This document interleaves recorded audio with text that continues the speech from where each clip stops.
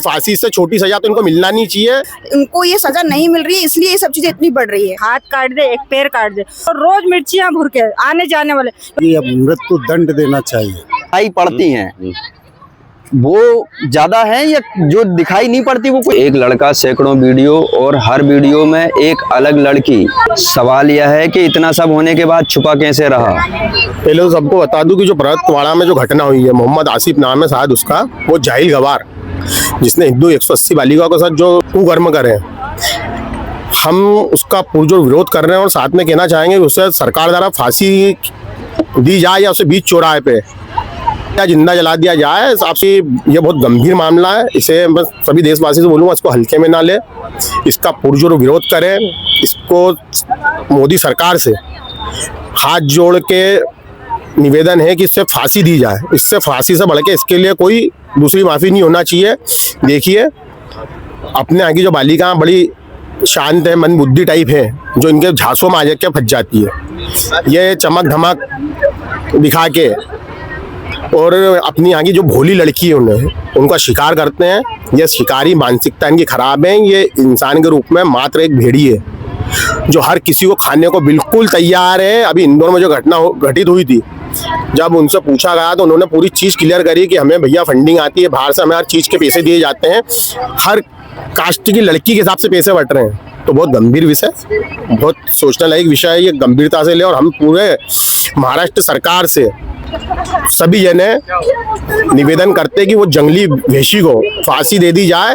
मेरा सवाल ये है कि ये जो कानून व्यवस्था है अपने देश की, इस कानून व्यवस्था के तहत इनको उचित सजा मिल सकती है या नहीं? देखिए संविधान के हिसाब से जो भी घटित हुआ, हम ये चाहते कानून बदले और इन्हें फांसी की सजा दी जाए। और फांसी से छोटी सजा तो इनको मिलना नहीं चाहिए। अब इनके हौसले बहुत बढ़ते जा रहे हैं, हर जगह ये घटना हो रही है, महाराष्ट्र, गुजरात, एमपी, सब पूरे मेरे हिसाब से ऑल ओवर इंडिया में घटना घटित हो रही है। इस तरीके की और भी तमाम जगह घटनाएं होती हैं, लेकिन गिने चुने 2-4 लोग ही पकड़े जाते हैं, बाकी छूट जाते हैं। इसके पीछे का जो रैकेट होता है उस पर हाथ क्यों नहीं जाता? मैंने अभी आप मीडिया के माध्यम से आपको बता ही रहा हूँ कि इनको जो फंडिंग आती है उसके चक्कर में इनके लिए सब ये सब आम बातें हो गई है। अभी जैसे हमारा एक बहुत अच्छा बजरंग दल जो वर्कर आया है, बजरंग दल जो इनमें जूते दे रहा है, पकड़ के जो इनको सजा दे रहा है, वो मेरे हिसाब से तो काबिल तारीफ है। और बजरंग दल की हम लोग तारीफ करते हैं। और हम जितने भी हमारे ग्रुप मेंबर हैं, इन सबने बजरंग दल का समर्थन करा और हम सब बजरंगी बन गए हैं। और अब हम बताएंगे देशवासियों को कि लव जिहाद वालों का क्या करना चाहिए। हमारे यहाँ की प्रत्येक माता बहनें, सबके मन में आक्रोश है और आज ब्लैक कपड़े पहन के, काले कपड़े पहन के हम पूरा विरोध कर रहे हैं इनका। आप इन लोगों से पूछ सकते हैं। जी आप कुछ बोलना चाहेंगे? ऐसे लोगों को देश में रहने का कोई हक नहीं है, इनको फांसी होना ही चाहिए। और ये जो संविधान में है ना, संशोधन कुछ होना चाहिए या नहीं? आपको क्या लगता है इस पर? होना चाहिए, जाहिर सी बात है। और देश में रहने का कोई हक ही नहीं है ऐसे लोगों को। पहली बात तो इनको फांसी होना ही चाहिए, फांसी दी जाए। जी आप क्या बोलना चाहेंगे? मैं भी यही बोलना चाहूंगी कि ऐसे लोगों को मतलब बिना सोचे ही फांसी दे देना चाहिए। मतलब ये संविधान मतलब कानून भी आधे लोगों को छोड़ देता है, कुछ लोगों को। तो मैं चाहती हूँ कि जितने भी लोगों, सभी को कड़ी से कड़ी सजा, सबको फांसी होना चाहिए। हमारे देश का जो कानून है वो तो ये बोलता है कि एक निरपराधी को सजा नहीं होना चाहिए, चाहे भले 10 अपराधी छूट जाए। नहीं, ये गलत है। कानून को देना चाहिए उनको बिल्कुल सजा। उनको ये सजा नहीं मिल रही है, इसलिए ये सब चीजें इतनी बढ़ रही है। तो ये सब चीजें ना बढ़े, इसलिए कड़ी से कड़ी सजा देनी चाहिए। और ऐसा एक केस नहीं, आए दिन केसेस सुनने को आ रहा है। हाँ वो सही बात है। हर घंटे हर मिनट ये जाहिलों ने इनके मंसूबे में कामयाब हो रहे हैं। और मेरा सभी देशवासियों से निवेदन है कि अब जाग जाए, हिंदू बहन बेटी सबको जागना जरूरी है। अभी हमने प्रोग्राम भी करा तो माध्यम से हमने बताया कि जागना बहुत जरूरी है। सुनिए, अगर अपन सोते रहेगा तो सोते रह जाएंगे और जाहिलों भेड़िए ये इनके प्लान में सक्सेस हो जाएंगे। तो सबको जागने की जरूरत है। हमारे माता बहनों को मैं कहता हूँ, हम तो 1 घंटा देते हैं हर संडे, हमारा काम रहता है, हम 1 घंटा बच्चों को समझाते हैं कि ऐसा नहीं, उनको सारा ज्ञान दे रहे हैं।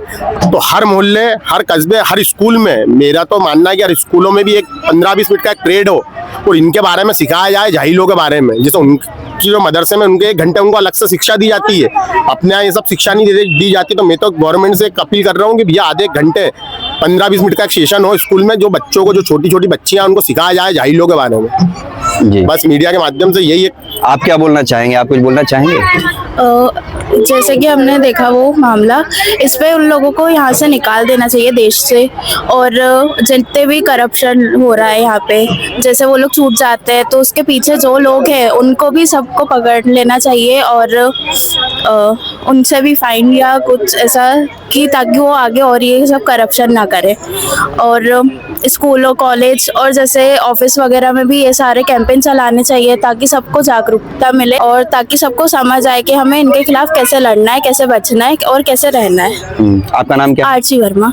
आप क्या सोचते हैं? जितने भी मतलब ये अपने देशवासियों में मतलब घटनाएं हो रही हैं उनको कड़ी से कड़ी सजा मिलनी चाहिए। बस यही कहना चाहूँगा। आपका नाम क्या है? अमरनाथ पटेल। आप कुछ बोलना चाहेंगे? जो लोगों ने ऐसे कर रहे हैं, दुष्कर्म कर रहे हैं, ये लोग कर रहे हैं, जो फांसी लगाने की कह रहे हैं, इनको इसके वजह ऐसी सजा दे कि इनका एक हाथ काट दे, एक पैर काट दे और रोड पे खड़ा रखे।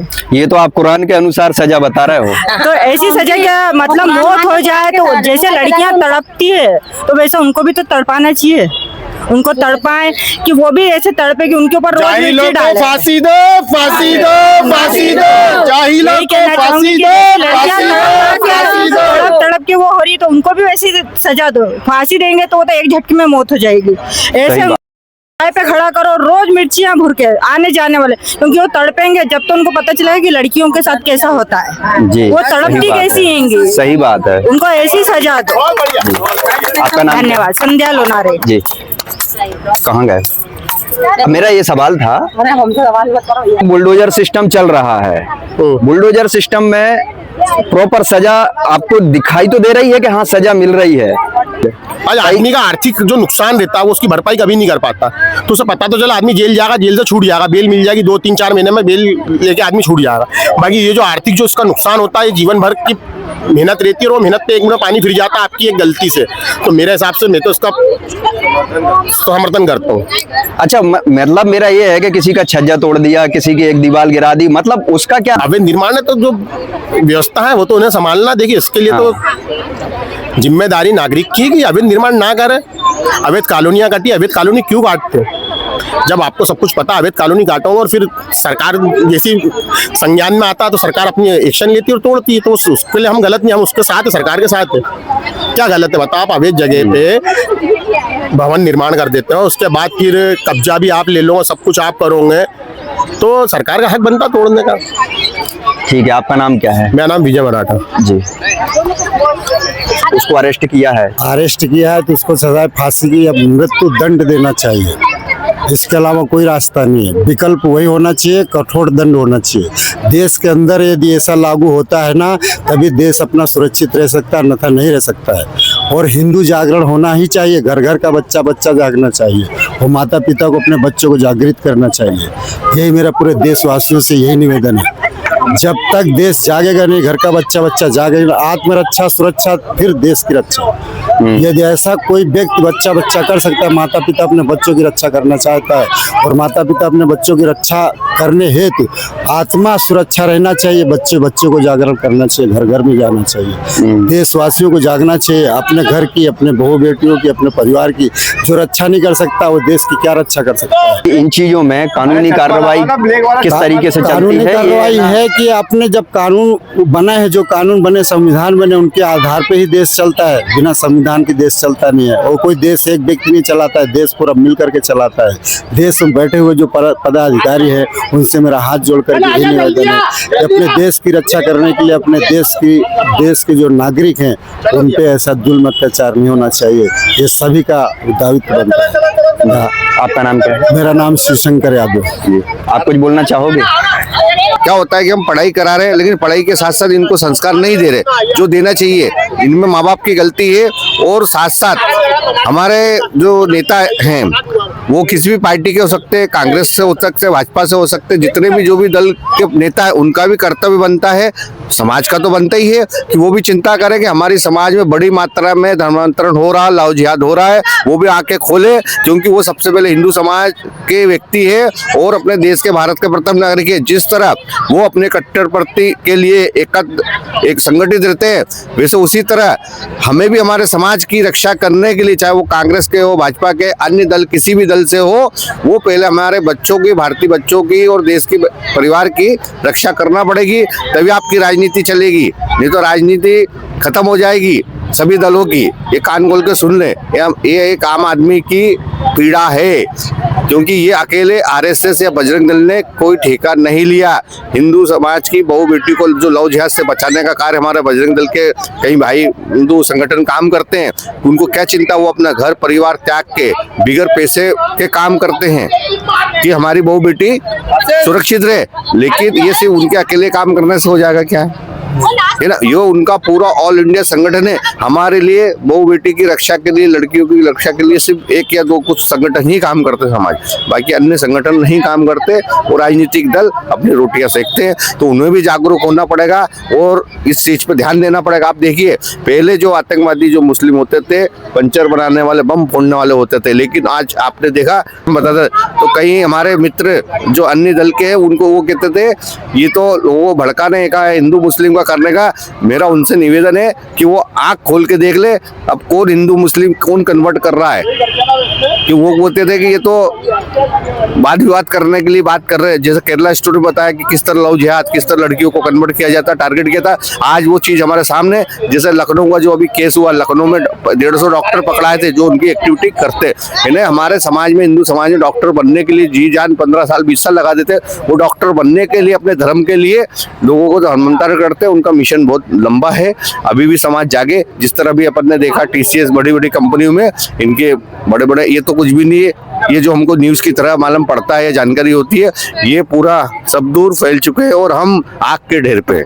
बस मेरा आखिरी सवाल मेरा यही था कि कुछ चीजें जो दिखाई पड़ती हैं वो ज्यादा है या जो दिखाई नहीं पड़ती वो कुछ ज्यादा है? नहीं, जो दिखाई नहीं पड़ती वो ज्यादा है, क्योंकि हमको ऐसा लगता है कि सब अच्छा चल रहा है देश में, हम अंदर अंदर खोखले होते जा रहे हैं। इसके लिए हर व्यक्ति को धर्म के लिए जागरूक रहना पड़ेगा, ये नहीं तो कुछ नहीं बचेगा। जो आप अपने बच्चों को पढ़ाने लिखाने भेज रहे हो, वो पढ़ लिख के क्या होगा, वो कन्वर्ट हो जाएंगे, वो अदर दूसरे समाज में चले जाएंगे, आपकी पूरी वो चलेगी। कन्वर्जन में आप एक चीज नोट करने वाली बात है, मैं आपसे ये पूछ रहा हूँ कि लड़कियों का ही कन्वर्जन क्यों होता है, लड़कों का क्यों नहीं होता? नहीं, लड़कियों का इसलिए रहता है तो सॉफ्ट रहती हैं लड़कियां, और बहुत सारी जल्दी उसमें आ जाते हैं, वो लोग कहने में आ जाते हैं, है ना। और जो आजकल लाइफ स्टाइल देख रहे हैं, है ना, उसमें भी बहुत सारी खान पान है, सब चीज़ों पे माँ बाप परिवार उनके ऊपर ध्यान नहीं देता, हमारे बच्चे क्या कर रहे हैं क्या नहीं कर रहे। और सॉफ्ट वो होने के कारण, क्योंकि उनके दिमाग में जिस तरह मुस्लिम परिवार के बच्चों को एक जो भी उनकी शिक्षा दी जाती है उनके धर्म के प्रति, उसी तरह हमारे समाज में भी अपने बच्चों को शिक्षा देना पड़ेगी कि वो कहीं पे भी जाए, क्योंकि उनको बचपन से वो चीज़ दी रही नहीं। बाद में हम बोलते लव जिहाद, धर्मांतरण, उनको पता ही नहीं, वो जब बड़े हो जाते हैं क्योंकि उनको पता नहीं, लेकिन उनको बचपन से जब उनकी वो मस्जिद में वो जो जाते हैं, मदरसे में जो शिक्षा स्कूल की दी जाती है, अधिकतर वो लोग उनकी देखना स्कूल कॉलेज भी एक अलग ही रहते, तो उनको गुप्त क्या शिक्षा दी जाती है किसी परिवार को नहीं पता। लेकिन हमारी समाज में किस तरह की शिक्षा, कम से कम हमें हमारे बच्चों को बचने के लिए, सुरक्षित रहने के लिए वो शिक्षा देना जरूरी है। आपका नाम क्या है? मेरा संजीव चौरसिया है, समाज सेवी।